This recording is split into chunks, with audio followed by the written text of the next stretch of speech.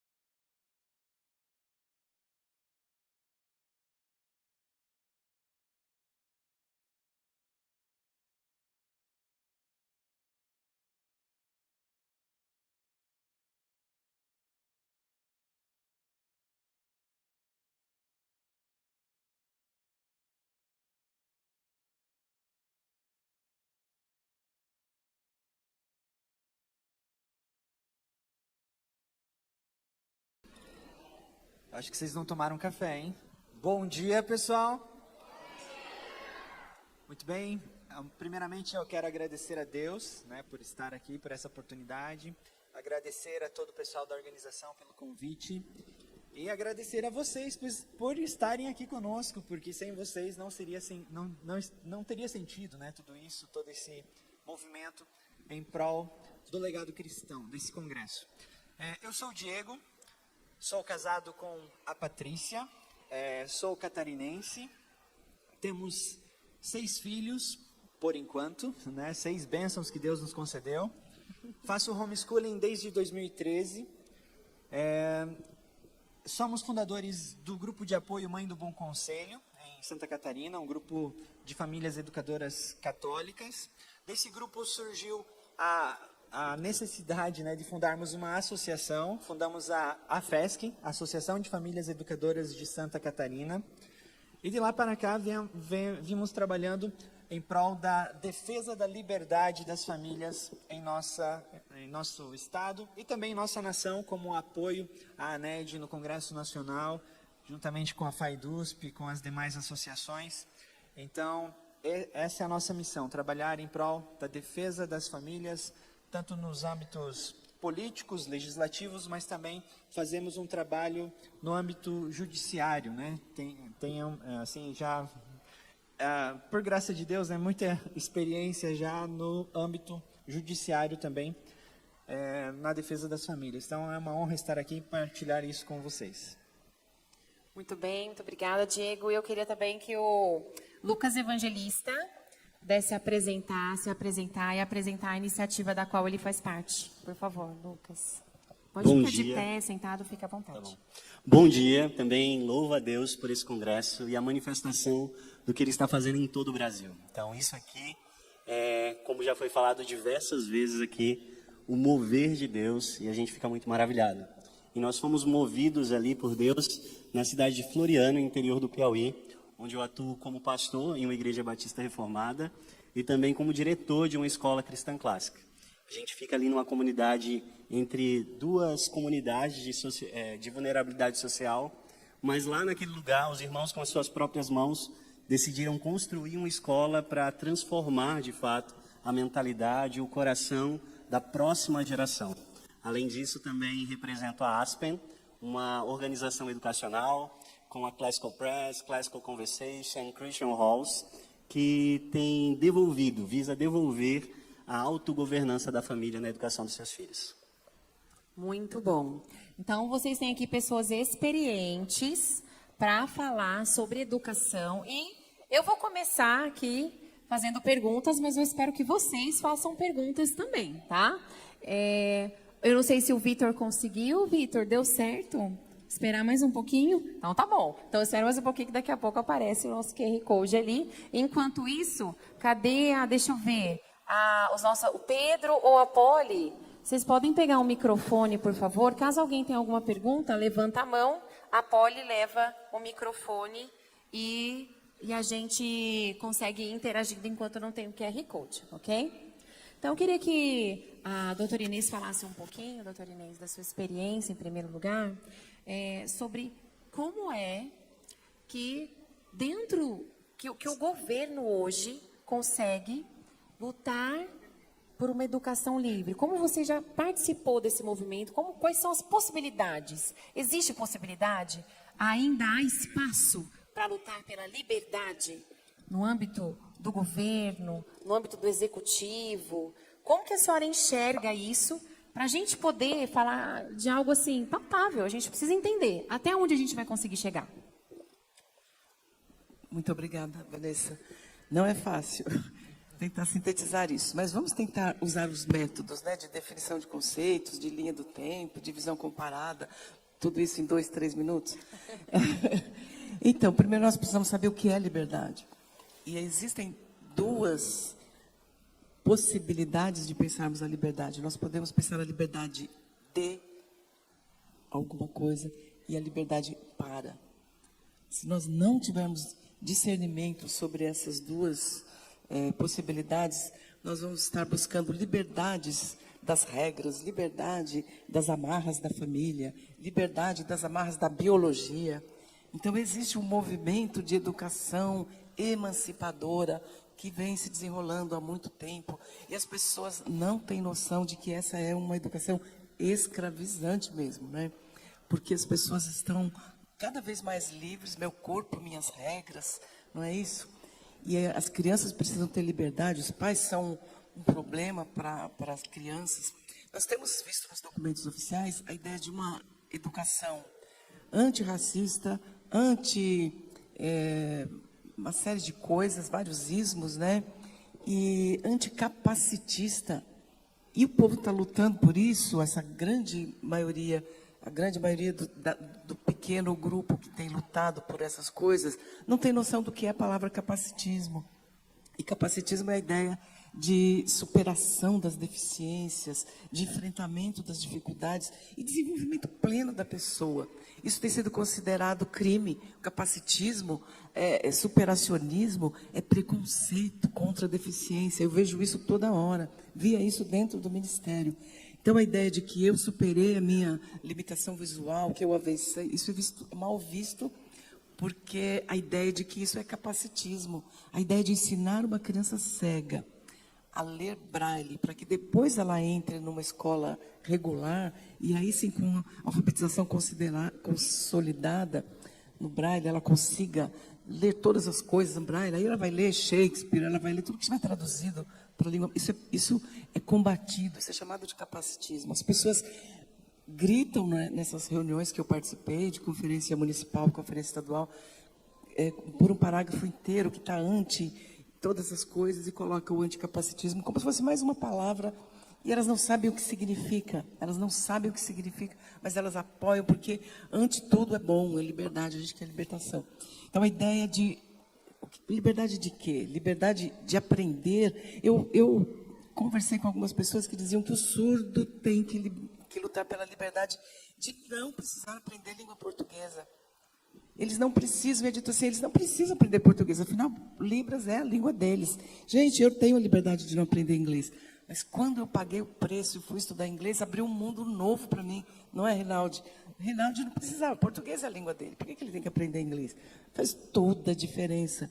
Então, nos documentos oficiais tem a ideia de que o indígena tem o direito de não aprender português. Agora, chama de direito aquilo que vira imposição. Então, eles têm que ter português como segunda língua, e a língua dos ancestrais como primeira língua. Imagina aprender biologia, geografia, história grega, tudo na língua craô, na língua. Como é que vamos traduzir todos esses materiais? Eles têm que aprender português como segunda língua e tem uma limitação ali, no máximo 50% das disciplinas é que podem ser em língua portuguesa. Então, essa tal liberdade de algumas responsabilidades impede totalmente a liberdade para enfrentar a vida, para concorrer a vagas em concursos e etc. Eles estão totalmente despreparados. Então, a legislação tem sido cada vez mais restritiva nesse sentido, de permite uma liberdade de algumas coisas, uma busca de direitos, direito sem deveres, e nós estamos sendo educados para a escravidão da mente, para a escravidão dos instintos. E aí, para terminar e passar para outros, né? Eu lembro aqui de John Locke. John Locke faz uma pergunta interessante quando ele escreve lá em 1630 e 40, imagine, praticamente 4 séculos já, e o John Locke pergunta assim, qual é a diferença entre o filho do príncipe e o filho do lenhador? Eu acho que se eu saísse perguntando isso, né, cada um ia fazer um exercício aí de reflexão. Olha, qual é a diferença entre o filho do príncipe e o filho do lenhador, o filho do assalariado, o filho da pessoa mais simples, que passa 3 horas no trem para ir trabalhar, mais 3 horas para voltar? Qual a diferença entre o filho de um e de outro? Sabe o que o John Locke responde? Ele fala, nenhuma, enquanto ele não aprender a dominar a própria vontade. Tanto o filho do príncipe quanto o filho do lenhador são escravos dos instintos biológicos, são escravos da própria vontade. Enquanto ele não aprende a autogovernar a sua própria vontade, ele não está livre para mais nada. Então, a escravização hoje tem sido generalizada em todas as classes sociais, a educação para a criança ser escrava das suas próprias vontades. E ela tem direito disso, né? O direito a ser escrava em nome da liberdade. Em nome da liberdade. Então, não será livre enquanto não tiver domínio da própria vontade, poder escolher o que aceita, com o que fica, com o que rompe. E nós estamos tendo esse tipo de legislação, continuamente essa pressão para uma educação livre de preconceito X, Y, Z, A, B. E tem os documentos que falam livre de preconceito de idade. Imagine a ideia da educação livre de preconceito de idade. Sabe o que é isso, Rinaldi? É preconceito você dizer que sabe mais do que o seu filho. A criança é um sujeito de direitos, o Estado deve tutelar esse direito, e o pai que diz que tem que ensinar, que transmitir experiência, transferir experiência, é preconceito, é autoritarismo. Essa é a educação livre que nós estamos vendo. Agora, nós estamos aqui para não nos conformarmos com este mundo. A Bíblia nos desafia a termos uma mente renovada.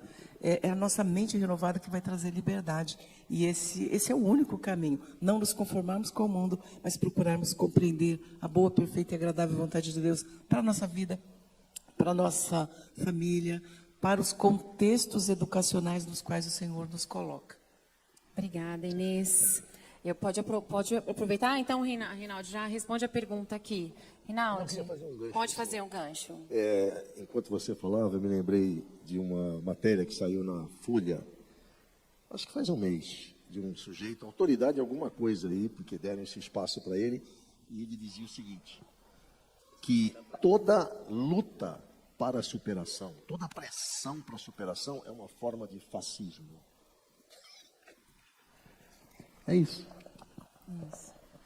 Escravizá-lo à sua condição. Você tem direito de se escravizar na sua condição. Exato. Então, eu queria que vocês comentassem, então, pode ser, qualquer um que se sentir à vontade. Vamos estabelecer aqui um critério. Que sociedade livre a gente quer? O que é sociedade livre para nós? O que nós cristãos estamos esperando da sociedade? Enquanto a doutora Inês falava, veio à mente o Gorgias, né? O discurso de Sócrates com Cállicles. E eles discutem sobre liberdade, falam justamente sobre essas perspectivas. Cállicles dizia que aquele que é livre é o tirano, porque ele pode fazer todos os seus desejos. E Sócrates dizia, na verdade, o ser livre é aquele que pode dominar a si mesmo e ser levado a um lugar excelente. O tirano, ele é escravo da mesa e da cama. Obviamente que ele não tem a revelação geral, mas se nós olharmos para Romanos capítulo 1, Paulo ele é muito enfático em dizer que o homem ele se diz sábio, mas ele nega a sabedoria de Deus. E ele começa a adorar a criatura e a si mesmo. Então, se dizendo sábio, ele se torna louco, se torna tolo. E Deus o entrega aos seus desejos enganosos. Eu acho que é algo interessante da gente entender sobre a diferença da liberdade cristã, que é uma liberdade que te leva à excelência, ao desenvolvimento de toda a sua plenitude, é que a liberdade do mundo, de acordo com a palavra de Deus, é destruição. Quando Deus nos entrega aos nossos próprios desejos, nós estamos caminhando para a destruição. Mais alguém quer fazer uma consideração? Inclusive, eu queria pedir para o Diego falar um pouquinho. Diego, as famílias estão livres? As famílias cristãs estão livres, Diego? Bem, tem que ter bem claro, né? A doutora Inês, ela foi muito pedagógica, não tem muito o que acrescentar. Mas, em relação às famílias, né? Tem que ficar muito claro, o Rinaldi já enfatizou, né? A família, ela é a base da sociedade. A nossa Constituição reconhece isso claramente no artigo 226. Família é a base da sociedade. Não é o indivíduo que é a base da sociedade, é a família, né? E a família, existe apenas uma família, criada e querida por Deus. Então, que o mundo moderno pode tentar colocar inúmeros títulos, né? Família X, família Y, família T, enfim. Não existe, existe apenas uma família. E isso é um valor inegociável. Inegociável. Pai, mãe e filhos. Pai, mãe e filhos. Isso é família, essa é a definição de família. Pode acontecer acidentes, né, da história de cada família, mas o princípio da família sempre vai ser pai, mãe e filhos. Então, por isso que o divórcio, por exemplo, hoje é uma bomba atômica contra a família, né, porque destrói a base da sociedade, esse divórcio livre, né, essa liberdade para fazer da família um consórcio, vou ver se dá certo, e tira a responsabilidade total, né, dos pais, né, ali dos cônjuges. Então, nesse sentido de, respondendo, as famílias estão livres. Bem, foi para a liberdade que Cristo nos libertou. Né? A partir do momento que nós, assim, já aproveitando também o gancho ali, né? Romanos, São Paulo, aos Romanos, ele deixa muito claro, né? Que antes do batismo, nós somos escravos de quem? Alguém lembra de quem que nós somos escravos antes do batismo? Isso, somos escravos do diabo. O Concílio de Trento, né, a Igreja Católica definiu claramente, né, porque havia uma discussão entre o que é ser servo e o que é ser escravo, né? E o termo utilizado foi Mantipias Christus, como da Vulgata, né? Mantipias, que significa escravo. Então, a partir do batismo nós somos Mantipias Christus, escravos de Cristo. Um escravo é diferente do servo moderno, né? Por exemplo, o servo moderno, a gente já imagina um funcionário CLT, né? Eu tenho minhas coisas, se eu quiser deixar de trabalhar para o meu patrão, eu sigo minha vida, o patrão segue a vida dele, né? Mas o escravo não, ele no caso, nosso Senhor é nosso dono. Nada nos pertence, o escravo não tem pertença, né? Tudo que é dele pertence ao seu dono. Então nós, como os cristãos, nós pertencemos a Deus. Nós somos escravos de Deus. A partir do batismo somos escravos de Deus. Tudo que temos pertence a Ele. Nós não temos bens. Tudo pertence a Ele, primeiramente. Então nossas famílias são livres a partir que foi para a liberdade que Cristo nos libertou de quê? Do pecado, do demônio. Então, as famílias cristãs são livres? Se são cristãs, estão na graça de Deus, buscam viver na graça de Deus, na fidelidade a Deus, sim, são livres. Agora, na convivência da sociedade, com a repressão do Estado, etc., aí na vida política, aí podemos dizer, a liberdade das famílias está sendo tolhida. O Estado está com o pé na porta das casas das famílias, está com o pé na cabeça de algumas famílias já, podemos assim dizer, no sentido figurado. Por exemplo, o Estado fazer uma lei que obriga você, pai e mãe, a matricular o seu filho numa instituição externa da sua casa, aos 4 anos de idade, você acha que você está livre no Brasil? Se você é obrigado a enviar o seu filho para uma instituição extra com 4 anos de idade? Você se acha que está vivendo numa sociedade livre? Você tem liberdade quanto família? A doutora Inês também quer colocar, Diego, não sei se... Eu Não, quero, é, eu quero respondi, comentar eu só- exatamente isso. quero só- A proposta do novo Plano Nacional de Educação é diminuir muito mais isso. Eu participei na discussão de eixo, da qual eu participei no municipal, na instância municipal da conferência, estavam discutindo, assim, tinha que colocar no documento o direito da criança a partir do nascimento. E vocês sabem que onde está escrito direito, leia-se imposição, obrigatoriedade, né? E eu disse que deveria ser colocado assim, ressalvado o direito de escolha dos pais até 4 anos de idade, porque a lei já fala em 4 anos de idade, né? Eu fui rechaçada naquele contexto que era um grupo pequeno, e a regra é, se não foi aprovado aqui, não é levado para discussão na plenária. Então, a plenária de eixo, que era sempre um grupo muito pequeno, ela tinha autoridade para aprovar e para reprovar qualquer proposta ali. Então, eu insisti que eu gostaria que colocasse esse critério de direito da família, optar até 4 anos de idade. Foi dito, nós não estamos aqui para defender o direito dos pais, nós estamos aqui para fazer política para as crianças. E não passou. A minha sugestão não passou. Então, a luta é para tomar as crianças cada vez mais cedo. E agora, eu vou aproveitar isso para dizer que já está no site do Ministério da Educação um documento de referência para as diretrizes nacionais sobre a educação na infância, para a educação de bebês. Eu estava procurando aqui na minha lista de mensagens, não achei o link para mandar já para alguém do Congresso, mas eu fico comprometida a procurar, encontrar até dia 20 de fevereiro. Qualquer pessoa pode entrar lá no site e fazer comentários sobre o que está escrito lá. Lá está dizendo claramente que é para educar os bebês sem ideologia eles não falam, né? Sem preconceito disso, daquilo, está lá no documento que vai organizar a política de educação para os bebês. Antes de aprovar o documento do PNE, consulta pública já sobre a educação dos bebês. Então, a coisa está realmente muito pior. Os 4 anos já é passado. Deixa eu fazer algumas perguntas que estão chegando aqui para mim.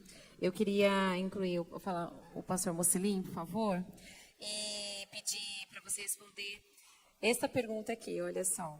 Para quem chegou no Congresso de paraquedas, como começar hoje a defender a liberdade educacional?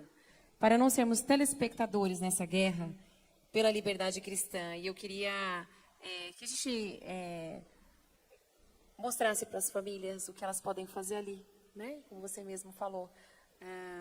Será que é preciso fazer grandes coisas? O que é que a gente precisa fazer como família, em primeiro lugar? Lá na minha cidade, muitas vezes a criança chega relatando para os pais aqueles absurdos, né, que os professores falam. Por exemplo, uma criança de 7 anos relatou para o pai que o professor tinha dito: pode namorar menino com menina, menino com menino e por aí vai. A primeira ação imediata é que os pais foram aceitando essas coisas, né? Eles foram aceitando, o povo vai falando, eles vão aceitando. E aquilo que eu falei na minha palestra, o povo se tornou muito frouxo. O cara vai lá, fala um monte de absurdo e eles aceitam.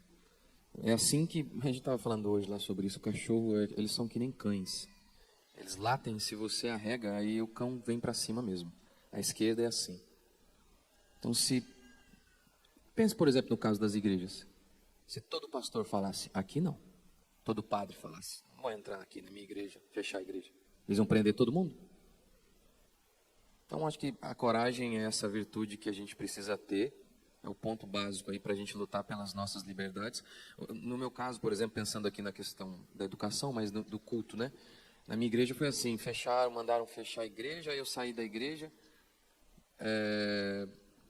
Porque de início eu fui covarde, fechei a igreja. Reuniram lá na minha igreja e decidiram, não, vamos começar um canal no YouTube. Aí eu comecei o canal no YouTube por conta da minha igreja.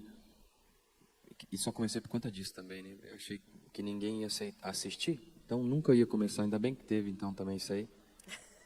Não, é sério, eu tinha certeza absoluta que ninguém ia querer assistir, então eu falei, por que eu vou ficar perdendo meu tempo? Mas aí acabou a reunião, eles decidiram, não, a gente vai fazer isso aí. E aí eu fui para o mercado. Quando eu cheguei no mercado, peraí, o mercado é essencial e a igreja não é essencial? Ali na igreja, que é o pão que desce do céu, não é essencial? Aí eu falei, não, a minha igreja não quis ir. Eu falei, o problema é seu.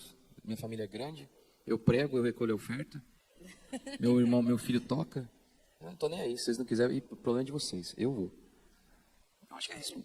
Eu não estou nem aí, não sei o que a minha atitude vai levar, se vai levar a grandes coisas ou não. Mas no meu caso, por exemplo, na minha cidade, os feirantes também foram proibidos. Aí por conta do que eu fiz lá na minha igreja, um irmão era feirante. Ele falou, o quê? Eu vou abrir minha banca também lá. E abriu a banca, o que aconteceu? Aí o vizinho falou, vou abrir também. Todo mundo abriu. Então assim, faz o que é certo. É isso que você tem que fazer. É assim que a gente luta pela nossa liberdade. Esperando, crendo na provisão de Deus, que Deus vai estar com a gente. E a verdade é que alguns você vai lutar e não vai dar certo. Alguns de vocês vão morrer, alguns outros vão ser presos. É assim que funciona. Era o que os irmãos lá da igreja falaram. Pastor, não preocupa não, se você for preso, geralmente Deus aviva a igreja, né, quando o pastor é preso. Geralmente é assim. Então é isso mesmo, eu acho que começa por uma coragem. A gente ter coragem para fazer o que é certo, confiar em Deus. Foi assim que as liberdades foram conquistadas. Posso? Falar, por favor.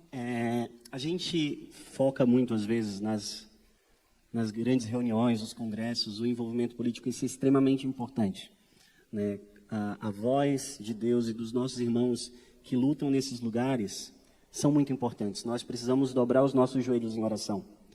Mas, se nós olharmos o início da história, sempre são pequenas iniciativas, como o pastor falou, como provavelmente as associações foram, como foi a educação domiciliar, o próprio Classical Conversation.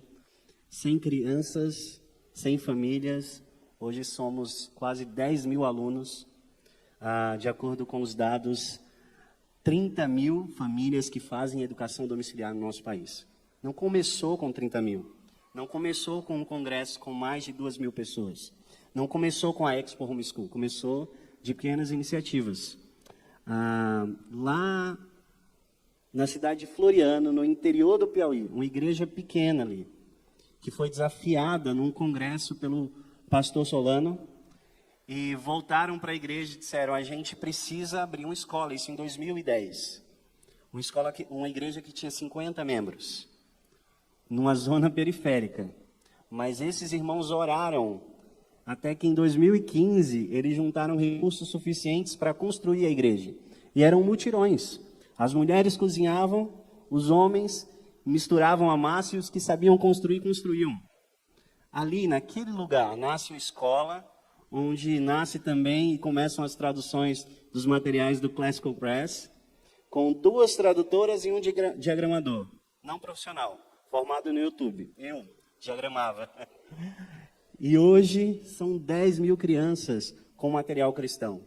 Hoje são 10 mil famílias com educação domiciliar. 30 mil se contarmos todos. Sempre foram pequenas iniciativas, pessoas corajosas. Às vezes a gente fica esperando dos políticos e de organizações, mas a voz de transformação e liberdade está lá no púlpito. As igrejas precisam se aproximar do Evangelho de Cristo Jesus e daquilo que Ele promove, nos encher de coragem para desafiar as barreiras da sociedade que sempre vão estar contra o Evangelho, para que a gente possa lutar, não no mundo, ali, na nossa pequena comunidade, e gerar transformação ali, porque a gente não sabe onde essas pequenas transformações podem nos levar. Só complementando aqui, né? Irmão, 50 mil estimado famílias, educadores. Uhum. E cerca de 100 mil crianças hoje no Brasil fazem educação domiciliar. Eu conheci uma família que vivenciou homeschooling no Rio de Janeiro, na década de 90 e início de 2000. Família numerosa, 8 filhos. Como que vai se esconder uma família com 8 filhos numa cidade pequena e que não envia os filhos para a escola? na década de 90. Olha a coragem dessa família. Então, quando eu conheci aquela família, me deu um up, assim, nossa, cara, se eles conseguiram, por que eu não vou conseguir? Né? E, claro, eu fiz aquela questão ali, né, da obrigatoriedade com 4 anos. Vimos o agravante, né, ali, assim, exposto aqui pela doutora Inês Borges. Mas quero lembrá-los o que já foi falado, inclusive, aqui ontem pelo Kevin Boden, e também o Dr. Carlos Xavier citou a situação nos Estados Unidos. Lembram da lei do aborto lá, da Roe versus Wade lá, etc., né? Gente, a lei natural, ela é submissa à lei divina. Nós, famílias, temos o direito natural na educação dos nossos filhos. Direito natural aqui, se for para definir, a gente ia chegar a umas 100 definições, mais ou menos, de direito natural, porque são termos amplos. Ainda mais na modernidade, o direito clássico já é muito desviado, né? Deixado de lado. Mas uma das melhores definições que eu encontrei foi: direito natural é o justo segundo a sua natureza. E é própria da natureza da família. A educação dos seus filhos é justo. Então, independente de leis iníquas que vão contra a lei natural, vão contra a lei divina, nós temos que resistir, nós temos que lutar.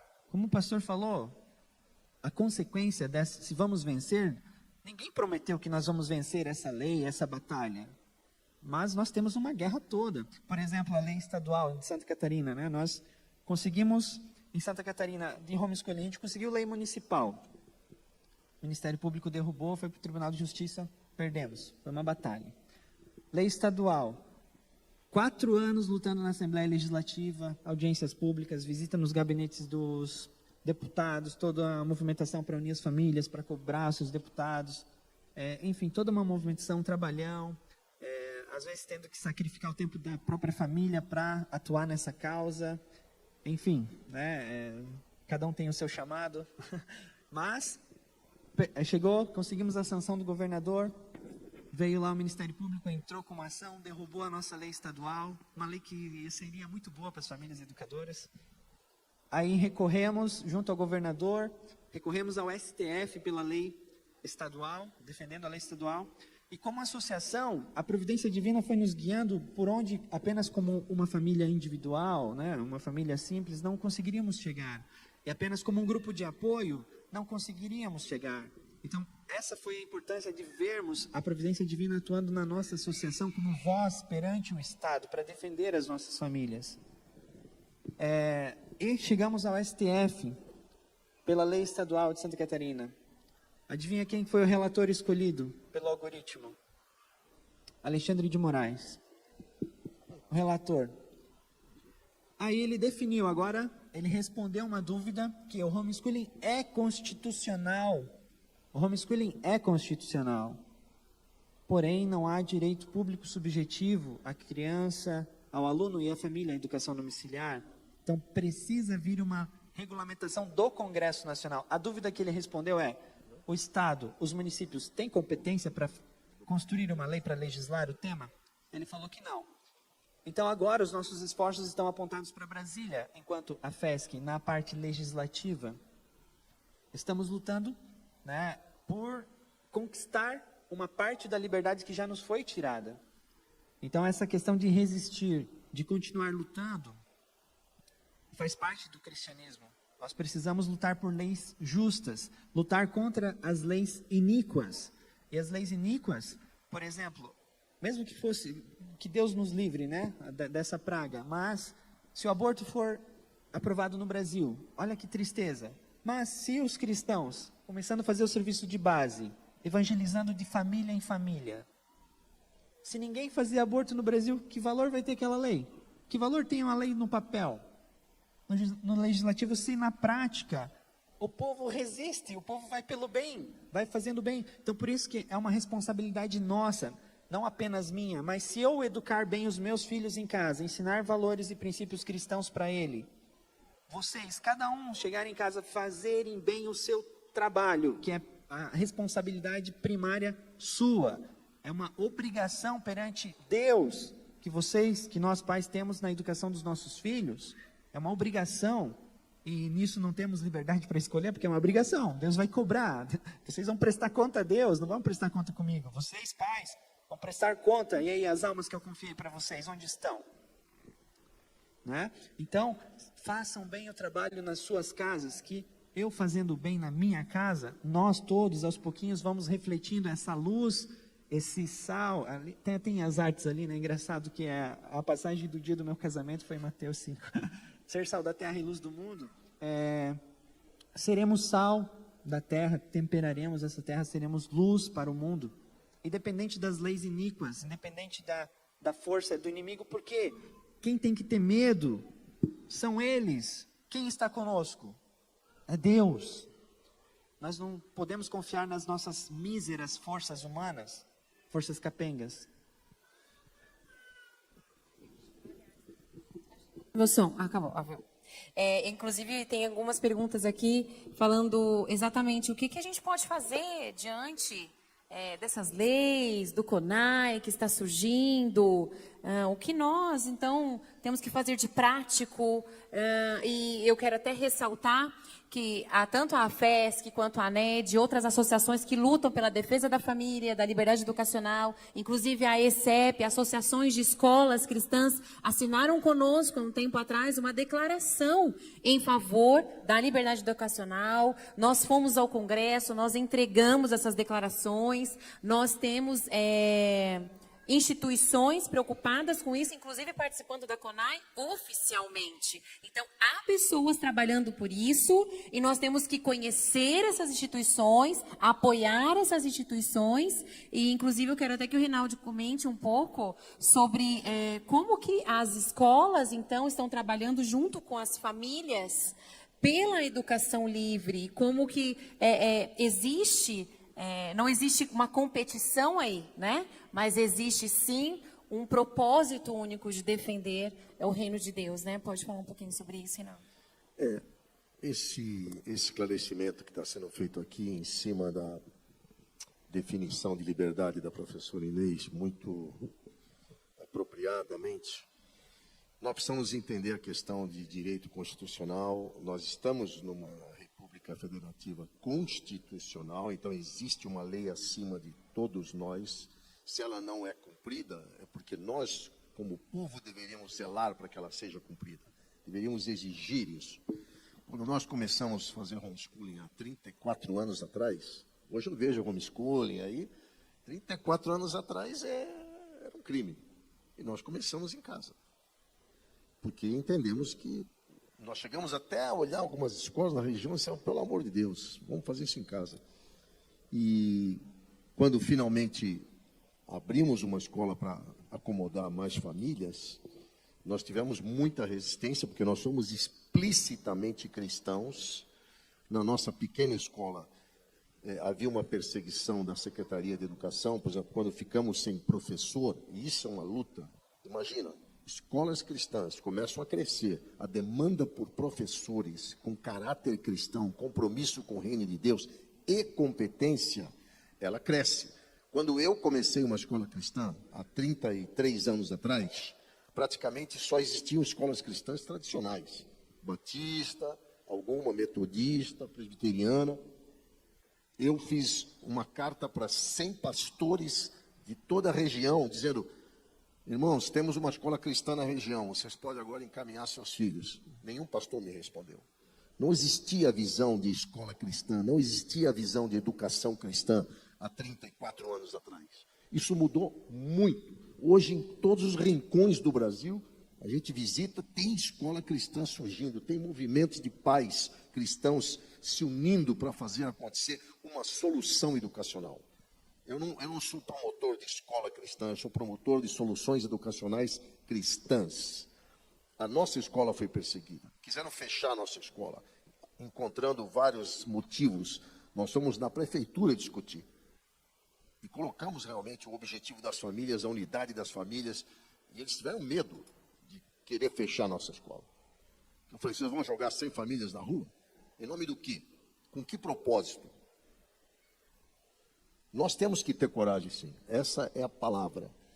E surgiram muitas escolas cristãs pelo Brasil. Surgiu uma escola cristã em Aparecida do Norte. Vocês têm noção do que é aprovar uma escola cristã evangélica em Aparecida do Norte? Eles tiveram muita resistência. Depois entenderam que não estamos lá para promover religião. Estamos lá para educar na verdade. Então, eu quero enfatizar esse aspecto da liberdade para. Existem muitos cristãos que querem lutar para cristianizar a educação pública. Esquece, não existe isso. Não existe isso. Nós temos que lutar pelo direito de educar os nossos filhos segundo a nossa filosofia, a nossa confissão e o nosso entendimento da verdade e direito constitucional. E não cristianizar a educação pública. Nossa luta tem que ser para proteger o nosso direito. Porque tudo que nós lutarmos para enfiar de educação cristã na educação pública virá um contragolpe, obrigando as escolas cristãs a adotarem também outras práticas. Então, isso não é inteligente. Inteligente é lutar pelo seu direito. Agora, concordo com você no que vocês disseram. Nós pudemos levar inspiração para famílias humildes em diversos rincões do Brasil e na África, para que eles se motivassem pela educação cristã, se mobilizassem e abrissem escolas cristãs ou soluções educacionais híbridas. Nós temos que rejeitar essa noção de que educar é dever do Estado. Não é dever do Estado, é dever da família. O Estado pode apoiar a família nesse dever dela. Então, nós temos que rejeitar, sim. Quando eu fui obrigado a colocar professores na minha escola, porque perdi um professor de inglês e não consegui, entrevistei, coloquei anúncio no jornal, vieram 300, entrevistei, não dá. Ou é caráter ou é competência. Então, tem professor de inglês com bom caráter, mas que não fala inglês. Tem professor que fala inglês fluente, mas não tem caráter.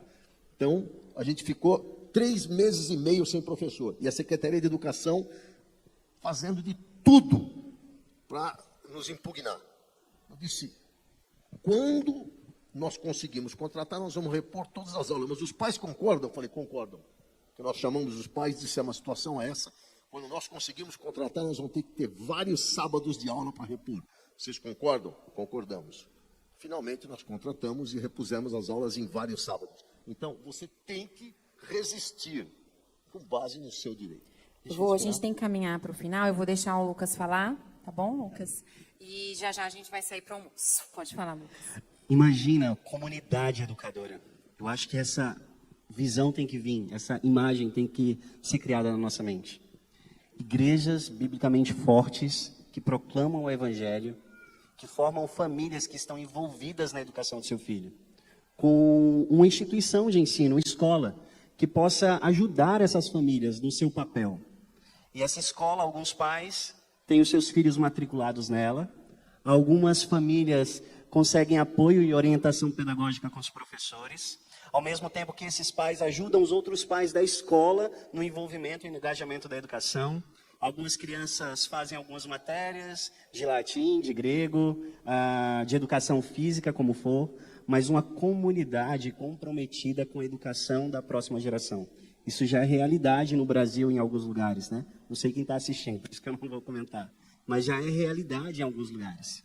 Então, ao invés de pensarmos em instituições, ou isso ou aquilo, comunidades educadoras.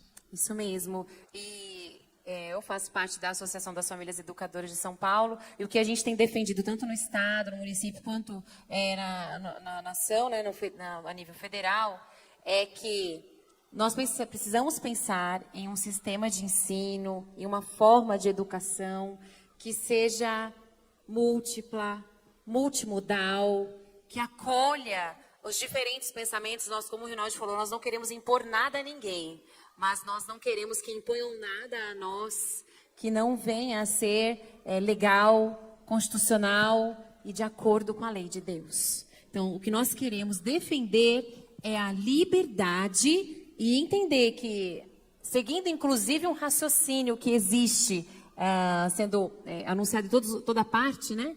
Nós precisamos respeitar a diversidade. Então, nós precisamos respeitar a diversidade que há no nosso país, a diversidade de famílias, a diversidade de valores e de culturas. E eu quero agradecer por vocês estarem aqui. contribuindo com essa nossa noção do que é exatamente uma sociedade livre e uma educação livre para o cristianismo e para as famílias cristãs.